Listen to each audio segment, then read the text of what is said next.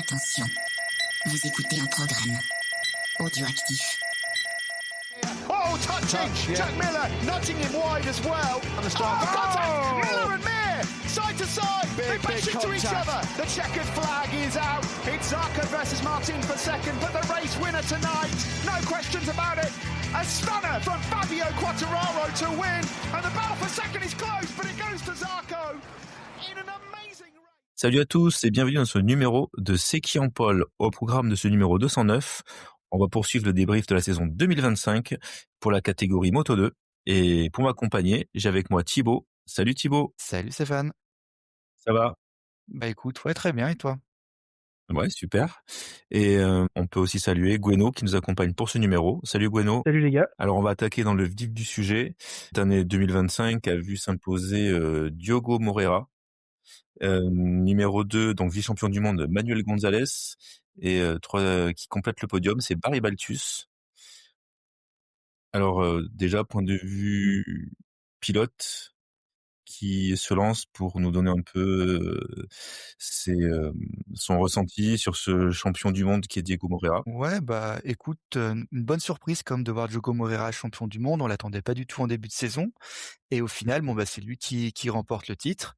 Et puis on a quand même eu une belle saison pour le titre et même une belle saison Moto 2. Ce qui quand même n'était pas trop le cas il y a quelques saisons. Et là, ça fait 2 ans où on a quand même des bonnes saisons, donc c'est cool. C'est vrai qu'on peut rappeler que Diego Moreira s'impose avec, alors entre parenthèses, 30 points d'avance uniquement sur le deuxième Manuel Gonzalez. Est-ce que tu as des choses à dire, toi, Gweno, sur ce vainqueur et sur ce gap qui finalement n'est pas si important par rapport à ce qu'on a connu les saisons d'avant? Bah, quand même dû être moins important que ça si Gonzalez avait pas eu un souci mécanique. Mais ouais, bah moi je suis très content parce que Moreira c'est un pilote que j'aime beaucoup. J'espérais beaucoup de lui en Moto 3, puis finalement il est monté plus vite que prévu. Et même s'il a fait une saison de rookie correcte, c'était pas rien de présager une si belle saison cette année. Et alors je l'ai pas noté, mais c'est le plus gros comeback en Moto 2. Il a récupéré 61 points, si je dis pas de bêtises. Donc non, très très belle saison de sa part et même globalement une bonne saison. Mais comme tu disais comme tu disais Thibaut, depuis quelques saisons, c'est quand même vraiment beaucoup plus animé qu'on a pu connaître depuis que Pirelli est là. Donc non, très très très belle saison. J'ai bien aimé. Ouais, comme tu dis, en fait, c'est surtout avec l'arrivée de Pirelli à la place de Dunlop, on a quand même des courses qui sont plus sympas. On a souvent, enfin, on peut avoir beaucoup plus de pilotes qui peuvent gagner. Et c'est vrai que Moreira, c'est quand même un peu une surprise parce que, ok, sa première saison Moto 2 était correcte, notamment la deuxième partie de saison où il avait fait une bonne fin de saison 2024, mais le voir champion du monde au début de saison, enfin quand on avait fait les épisodes de pré-saison, on l'avait mis un peu dans les outsiders, mais vraiment pour dire de le mettre. Mais c'était pas du tout le pilote sur lequel on aurait parié. Contrairement peut-être à En plus tout cas, un Gonzalez qui avait terminé l'an dernier 3e du championnat et qui en plus a fait une un très bon début de saison. Et bon, bah, malgré tout, c'est Moreira à la fin qui remporte le titre, même si on peut noter que Gonzalez et Moreira ont quasiment les mêmes stats avec chacun 4 victoires et 9 podiums. oui, c'est ça. En fait, voilà, ils ont 4 victoires et 9 podiums. Euh, Gonzalez, pareil, 4 victoires et 9 podiums également, donc c'est quand même pas mal. Nous, c'est vrai qu'en début d'année, on misait pas trop sur lui, mais finalement, il y a d'autres constructeurs comme Yamaha qui ont misé sur lui, et c'est quand même bien de voir le champion du monde qui va monter en MotoGP l'année prochaine. Oui, bah après ce qui est bien avec Diogo Moreira, il a quand même plusieurs avantages. Déjà, il est brésilien. C'est bête, Mm. mais ce n'est pas un Espagnol. Gonzalez, il a peut-être perdu une place en MotoGP parce qu'il était espagnol. On en a déjà tellement que un de plus, un de moins, C'est au ça. final, bah ça compte. Moreira, brésilien, donc Amérique du Sud. L'an prochain, on a un Grand Prix au Brésil qui va arriver dans les 3 catégories. Et puis Moreira, il est jeune. Il a 21 ans. Donc c'est vrai, c'est sa 2e saison seulement en Moto 2, champion après sa 2e saison. Donc c'est ce qui a fait, par exemple, à un Costa, ce qui avait fait par le passé à un Marc Marquez. Enfin, vraiment, les très bons pilotes, enfin les champions du monde au bout de sa 2e saison, ce sont vraiment souvent des très bons pilotes. Donc Donc c'est vrai que c'est Moreira là qui passe en MotoGP, c'est logique. Mmh. Après, on peut dire aussi dans cette saison, ce qui a été sympa, c'est on a eu 11 pilotes différents qui ont réussi à gagner une course et 18 pilotes qui sont montés sur un podium, donc en 22 C'est courses. ça. Donc c'est-à-dire sur les 22 courses, on a 11 vainqueurs différents. On a Moreira, Baltus, on a dit ils ont chacun Moreira et Gonzalez chacun 4 victoires. Donc c'est vrai que déjà, les autres pilotes, souvent ils ont gagné une course mais plusieurs pilotes ont pu gagner ont des courses. Après, on peut noter aussi, en troisième position, on a Barry Baltus quand même qui fait une super saison. On l'attendait quand même pas trop, à ce niveau-là et Barry Baltus, l'an dernier, il avait fait un podium lors de la première course, au Qatar et là, il termine troisième du championnat, 7 podiums. Alors, il a pas gagné de course, mais quand même 7 podiums en 22 courses, c'est quand même, super. Surtout pour un pilote qui, par le passé, n'avait jamais trop, joué devant. À part à 1 ou 2 reprises où il avait été pas loin du podium, là, cette saison, c'est vraiment la grosse, révélation si on enlève, Diogo Moreira. Je sais pas ce que vous en Surtout pensez, qu'il mais échoue à 25 points du deuxième, donc c'est pas non plus, un gros écart et c'est vrai qu'avec 1 ou 2 performances en plus, il aurait pu aller chercher, Gonzalez pour la deuxième place. ouais, ouais, puis en plus, c'est vrai que dans cette saison aussi, là, on parle de Baltus qui termine troisième, mais derrière, on a jusqu'à 2 courses de la fin, on avait quand même 5 pilotes qui pouvaient remporter le titre, avec Canet et Dixon en plus. Donc c'est pour ça que quand tout à l'heure on disait qu'on a eu une saison qui était quand même très ouverte, avec une lutte pour le titre, c'est quand même rare aussi d'avoir à 2 courses de la fin 5 pilotes qui peuvent encore remporter le titre. C'est clair. Bueno, tu veux rajouter d'autres choses ou est-ce que vous voulez qu'on passe aux déceptions? Non, mais enfin aussi plutôt, pardon. Sur les 11 vainqueurs, ce qui est pas mal, c'est qu'on a quand même des 2 rookies et au moins un ou 2 pilotes, voire 3, dont c'était leur première victoire. Donc c'est toujours des victoires un peu sympas à regarder, parce que c'est vrai que quand on voit Vietti gagner, c'est chouette, mais on sait qu'il en gagne toujours 2 par an. C'est pareil pour Dixon. Mais quand on voit Alonso, Olgado ou même Guevara gagner, c'est sympa parce que c'est la première. Ça montre que c'est des pilotes qui montent en performance. Donc c'est plutôt prometteur pour l'an prochain de voir des pilotes commencer, alors soit des rookies performer, soit des pilotes commencer à vraiment montrer ce qu'on attend d'eux, quoi. Non, je pense à Guevara surtout. S'il continue sur sa lancée, ça peut être sympa de le voir enfin rebondir après ces 3 années de Moto 2 qui sont quand même compliquées. Mmh. Ouais, t'as raison là. C'est vrai que Guevara, il fait une bonne fin de saison. Il gagne à Valencia pour la dernière course de la saison, ce qui lui permet en plus de tester la MotoGP 2 jours après. Bon, ça c'est bien pour lui. Mais c'est vrai qu'un Guevara, quand même, il nous déçoit depuis 3 ans. Faut dire ce qui est. Là, cette année, il termine encore 11e du championnat. Alors, il fait 2 podiums. Il a un podium en Indonésie et donc la victoire à Valencia. Il a 3 autres top 5 dans la saison, mais il a 5 ou 6 résultats blancs. Des fois, il termine même en dehors des points.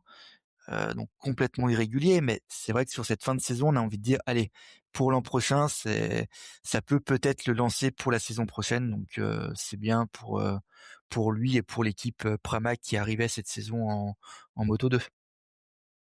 Mmh. C'est cool de voir des noms un peu, je pense à Olgado, Alonso, mais c'est même Ajus, etc., commencer à performer parce que finalement les vieux de la vieille, que ce soit des Dixon, des Vietti, des Roberts, etc., soit ils s'en vont, soit finalement ils montrent toujours un peu la même chose. Donc c'est chouette de voir du sang neuf qui performe et qui va pouvoir occuper ces places-là dans les prochaines saisons s'il reste un petit peu, quoi. C'est ça. Du coup, est-ce que vous voulez qu'on passe à certaines déceptions? On avait noté, Boscoro, pardon, qui était en souffrance avec, face au Scales, pardon, j'ai du mal à parler. Balduus finalement qui ne gagne, qu'une course alors qu'elle aurait mérité d'en gagner plusieurs. On peut parler d'Aaron Canet si vous souhaitez. Et oui, alors peut-être pour les Bosco-Scuro là qui sont face aux Calex, qui ont quand même pas mal souffert cette saison. Les années précédentes, c'est vrai qu'on avait quand même un peu plus de bataille entre les 2 marques. Et cette année, pourtant Bosco-Scuro, ils avaient plusieurs pilotes avec les marques VDS, avec Vietti, Alonso Lopez, mais ils ont eu, c'est vrai qu'ils ont quand même eu du mal, donc c'était un peu au début de saison, on pouvait penser que les Bosco-Scuro allaient être un peu avantagés par rapport aux Calex, mais au final non. Donc c'est vrai que c'est un petit peu dommage pour eux. Maintenant, bon, on sait d'une année à l'autre, surtout avec un châssis comme Bosco-Scuro qui n'équipe pas grand monde, on peut vite, passer d'une année à l'autre de victoire à avoir vraiment du mal à gagner et c'est ce qu'on disait déjà dans l'épisode sur le Moto3 avec, Honda face au KTM qui avait aussi galéré donc sur la saison. C'est vrai qu'on peut quand même souligner que Kalex cette année a été, champion du monde constructeur. C'est vrai qu'on l'a pas dit, en début d'épisode, donc c'est quand même à souligner. Oui, bah, après c'est vrai que comme, j'ai envie de dire un peu comme chaque saison depuis plusieurs années, hein, c'est la marque, enfin le châssis dominant et l'an prochain, il y a quand même une grande chance que ce soit encore eux. Mmh. Est-ce que vous avez d'autres choses à rajouter? Ouais, bah, dans les déceptions, alors rapidement on peut dire, on est déçu pour Barry Baltus, parce qu'il aurait mérité d'en gagner une. On disait tout à l'heure 7 podiums, 3e du Tout à fait. championnat et ne pas gagner. C'est dur. C'est un peu ouais, c'est dur et c'est même un peu bizarre quand tu sais que tu as 11 pilotes qui ont gagné et que le 3e du championnat, lui, il en a pas gagné une seule. Mais bon, on va dire ce n'est que partie remise, même si, on sait que ça ne veut rien dire. Peut-être que l'an prochain, Balthus, il jouera même plus le top 5. Il a peut-être pas laissé passer sa chance et c'est peut-être une saison un peu one shot où il ne sera plus jamais à ce niveau-là. Bien sûr, on n'espère pas pour lui, hein, mais des fois ça arrive, des pilotes qui font une très belle saison et puis après, ils disparaissent. Donc, quand on peut gagner, quand tout va dans notre sens et qu'on peut gagner, faut pas s'en Ah, il empêcher faut pas parce s'en que priver. on sait pas de On l'a quoi déjà sera vu en fait l'avenir. MotoGP, des gars qui sont champions du monde une année, puis après on n'entend plus jamais parler, hein. Par exemple, on peut comparer avec un Zarco en MotoGP, qui a attendu des années et des années pour en gagner, alors qu'il aurait pu gagner dès sa première saison. Ou un Mir qui est champion du monde et qui est nulle part après, enfin, c'est Oui, c'est toujours pareil. ça. Donc ouais, non, on espère quand même pour Balthus qu'il va continuer à progresser l'an prochain, parce qu'il peut être une très bonne surprise pour l'an prochain. Et honnêtement, après, s'il fait une bonne saison, il est belge, il peut pourquoi pas passer en MotoGP, hein. Ça peut faire une nationalité de plus. Et C'est vrai. et on sait que l'année prochaine en MotoGP, on risque d'avoir pas mal de changements, enfin en 2027. Donc non, non, ça peut Balthus, va jouer quand même assez gros en 2026. Donc toi, tu mettras une pièce sur Balthus pour les saisons à venir. Bah ouais. Ouais, ouais, j'attends vraiment de le voir confirmer. Gueno, déception, s'il y en a? Moi, c'est Alonso Lopez, vraiment, il a été transparent cette saison. Alors, ça a toujours été un pilote un peu en dents de scie, hein, même plus dans le bas que dans le haut, mais là, cette année, on l'a vraiment pas vu, et quand on l'a vu, c'est parce qu'il était dans le gravier, donc vraiment une saison, je suis en train de regarder, un podium, et après c'est que des top 10 quasiment, je crois. C'est vraiment une saison vraiment, vraiment en dessous de ce qui nous habituait, et on sait que c'est un pilote talentueux, ouais, ouais, un peu déçu, ouais. En Bon, fait, ouais, ce que tu dis, c'était un pilote, en temps normal, on le voyait à peu près dans le top 5. Soit il était par terre, soit il était dans le top 5. Sauf que là, il était même pas dans le top 5. Donc Bah, ouais, c'est c'est ça, ouais. c'est c'est quand même la grosse, grosse déception de la saison. Même si on peut en citer d'autres, hein, dans les déceptions. On a, pour moi, un Ron Canet, il nous a encore déçus, même si, maintenant on n'est plus surpris. Alors Moi, ce que il j'allais dire, termine c'est pas une déception, ouais, enfin, moi, je m'attendais, alors, je pensais pas le voir craquer si fort, mais je le voyais pas aller jusqu'au bout de la saison sur son rythme, bah, c'est parce ça, qu'il parce nous que habituait un peu à ça, hein. il termine 4e du championnat, mais on a envie de dire que lui, bah, par exemple, il progresse pas d'année en année, il progresse pas. La saison dernière, alors je crois il avait gagné ses premières victoires en 2024, il avait eu 3 ou 4 victoires. On s'est dit: «Allez, c'est bon, il est lancé» et en fait, cette saison, il en gagne, une seule. Il fait, heu, il fait 6 podiums, mais plusieurs fois, en fait, il se qualifiait même pas dans les 15 premiers. Des fois, il a terminé en dehors des points, il terminait en dehors du top 10. Enfin, pour quelqu'un qui joue le championnat, non, tu peux pas faire ça. Et en fait, ce pilote, et Jack Dixon, c'est un peu la même chose. C'est les deux mêmes pilotes. Chaque année, on sait qu'ils vont nous en gagner une, ils vont faire des podiums. De temps en temps, ils seront pas là. On les verra même pas sur la course. L'an prochain, bah, Canet, il va chez Marc VDS et en fait, on sait déjà qu'il va passer en Superbike en 2027 chez Marc VDS. Donc en fait, ouais, Canet, déçu sans être déçu et pareil pour Jack Dixon, en fait, déçu sans être déçu. On les a trop vus, en fait, ces dernières saisons faire la même chose. Moi, par contre, déception, je pense à ça parce qu'elle a pas noté, sans voir au classement, c'est, Onju qui est monté, vraiment en perf avant sa blessure. C'est Avant sa blessure, Ouais. c'est 2 victoires, en 5 GP. Heu, c'est dommage. C'est dommage parce qu'il montrait vraiment de belles choses. À voir comment il rebondit l'année prochaine, mais c'est vrai que c'est dommage, qu'il se soit coupé dans son élan comme ça avec cette blessure, qu'il a traîné quasiment, la moitié de la saison. Enfin, il est pas revenu de Bah toute oui, façon, oui. Ouais, ouais, Ouais. c'est il s'est blessé pendant en train de chercher. pendant la trêve estivale et on ne l'a pas revu. Oui, c'est ça, ouais. Oui, Et pour moi, il alors, rate, ouais, la moitié. ouais, en fait, on peut même pas dire c'est une déception, c'est une interrogation. Qu'est-ce qu'il aurait donné Ouais, sur une c'est une saison entière? oui, voilà, c'est ça, ouais. Et Parce va-t-il se que, remettre? Parce qu'après, c'est pareil, même bah, s'il a eu c'est ça. une longue phase de convalescence, on voit certains pilotes pour lesquels il faut plus d'une année pour se remettre complètement d'une blessure. Donc, est-ce qu'il va être opérationnel dès le mois de mars? Déjà, j'ai vu qu'il avait participé aux essais. C'est plutôt encourageant quand même. J'ai pas du tout vu les résultats, mais j'ai vu qu'il avait roulé, donc c'est Bah ouais, il faut se encourageant. remettre dans le rythme. Il va falloir qu'il se remette dans le rythme, hein. Mais c'est vrai que son début de saison était, bah, était bien, mais aussi pas très bien parce que il a quand même fait 2 fois en dehors des points, 2 fois en dehors des 10, 2 fois par terre et 2 victoires, un podium.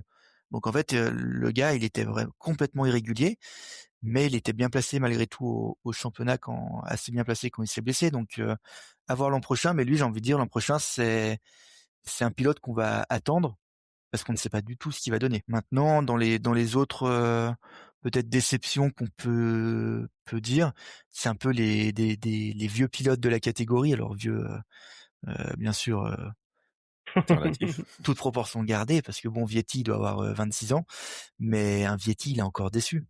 Albert Arenas, il est encore déçu. Ce sont des pilotes, ouais, ils sont placés. On sait de temps en temps, on va le voir dans les top 5, mais de temps en temps, ils seront en dehors du top 15. Et en fait, c'est irrégulier au possible. Donc là, bah, Arenas, bah, il avait sauvé sa place jusqu'à présent. Cette fois, il ira en super sport l'an prochain. Un Vietti, il garde encore sa place, mais pendant combien de temps? Comme c'est parti, il va finir aussi en super sport bientôt. Même si, alors, le Ah là, super sport, c'est pas. il a fait le tour des écuries, Mais c'est la ça, il fait toutes les prochaine, équipes. il a fait voilà, faut retourner ailleurs, quoi, parce que là, Il il a fait fait le toutes tour. les bonnes équipes de la catégorie et on a l'impression qu'il progresse pas. Donc, Là, pour le coup, on peut dire qu'il a de la chance d'avoir le support de la VR46 parce que après son passage chez KTM, en temps normal, il retrouve pas un guidon, enfin, aussi pas bien. aussi bien Enfin, en tout cas. ouais, ouais. En fait, Vietti, j'ai envie de dire, c'est un peu un Lorenzo Baldassari d'il y a quelques saisons. Le pilote, quand il est arrivé, tout de suite, Ouais. il a fait des beaux trucs. On se disait, waouh, lui, il est bon, il va aller en MotoGP rapidement. Et puis, bah, en fait, non, il progresse pas. Limite, il régresse. Et puis, bon, Baldassari, aujourd'hui, il est en moto E. Donc, bah, bon courage à Vietti pour la suite. Sinon, Bon ben, ouais, on peut dire aussi dans les autres déceptions, on avait un Joe Roberts qui a été, mais catastrophique au début de saison. Lui aussi, on parlait en MotoGP il y a quelques saisons. Et en fait, il a été, mais ouais, pareil, catastrophique. Il termine 14e du championnat. Alors, il gagne une course à Brno, on sait pas comment, mais sinon, ouais, il mettait très rarement des points, quoi. Donc, oui, oui, déception. On a lu en déception. On peut aussi avoir un Adrian Huertas, champion du monde supersport, qui est arrivé dans la catégorie. Et bah là, on a vu en fait la comparaison entre le supersport et le Moto 2, quoi. Et bah une fois de plus, ça fait mal. ça fait Ça fait mal. mal et quand on regarde le super sport, on voit un Manzi qui est champion du monde ou Boulega auparavant, des pilotes qui ne faisaient pas grand-chose en Moto 2 et qui remportent les titres assez facilement. Donc là, Huertas, c'est vrai, c'est quand même pris une grosse claque, sachant que son coéquipier, c'était Morera. Morera, champion du monde, Huertas, bon bah lui, il arrivait pas à terminer dans les 15. Après, c'est toujours le problème du Moto2. On sait que c'est un championnat hyper particulier. On sait que des très bons pilotes n'arrivent pas à passer le gap. C'est toujours un peu enfin en tout cas du point de vue spectateur, toujours un peu la roulette russe de savoir si tel ou tel pilote va marcher et comment il va marcher.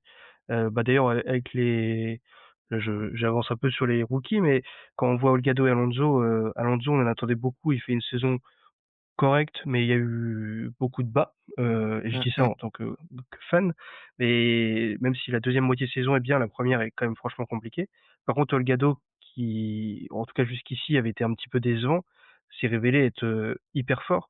Et ça, même si on pouvait le penser, on pouvait l'imaginer, c'était quand même pas évident sur le papier, quoi.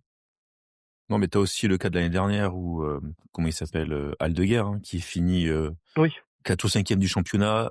Et ben nous les pros on se disait mais pourquoi Ducati a signé ce pilote qui est enfin voilà, qui est un peu dans le ventre mou du Moto2, et puis finalement tu te rends compte que cette moto lui convient pas forcément et que en MotoGP pardon, il est pas forcément ridicule. Donc oui, c'est sûr que c'est une, Non? je sais pas, c'est vraiment quelque chose de particulier le Moto2. Ouais, ouais, comme on dit, les rookies, après, voilà, ils sont rookies. Là, un Huertas, par exemple, il découvrait la plupart des circuits. Faut découvrir aussi la moto. Et c'est vrai qu'en début de saison, comme dit Bueno, Alonso, il était quand même pas top. Sur la deuxième partie de saison, il était vraiment mieux. Un Colin Veyer, c'est pareil, début de saison, il était, alors on va pas dire catastrophique, mais il était 20e. Fin de saison, il fait des podiums. Ivan Ortolas, c'est un peu pareil, il a commencé un peu à se montrer dans le top 5. Donc c'est vrai que les rookies Moto2, il leur faut un peu de temps, sachant qu'en plus on est dans une catégorie où depuis quelques saisons, c'est super serré. Entre le premier et le 20e, on a une seconde. Donc en fait, même le mec qui est 20e, il est pas mauvais. Il lui suffit peut-être juste, ils ont peut-être besoin juste d'un déclic qui peut arriver en cours de saison, et derrière ça peut devenir des super pilotes. C'est vrai. Bon, ben messieurs, je pense qu'on a fait un peu le tour de cette catégorie. Je vous dis merci de m'avoir accompagné, voilà, pour cet épisode, et on se dit à très vite. à bientôt, salut. Salut!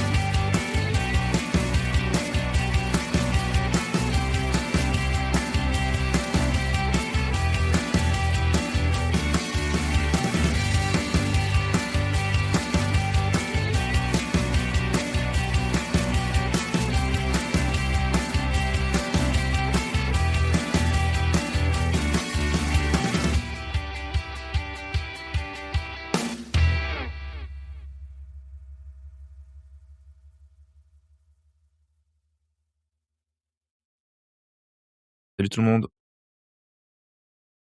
Attends, hop, je note les trucs. On arrête l'enregistrement ou pas? Non, on Non, non, non, continue, On on continue. continue, ouais, ouais, ouais, on ouais. laisse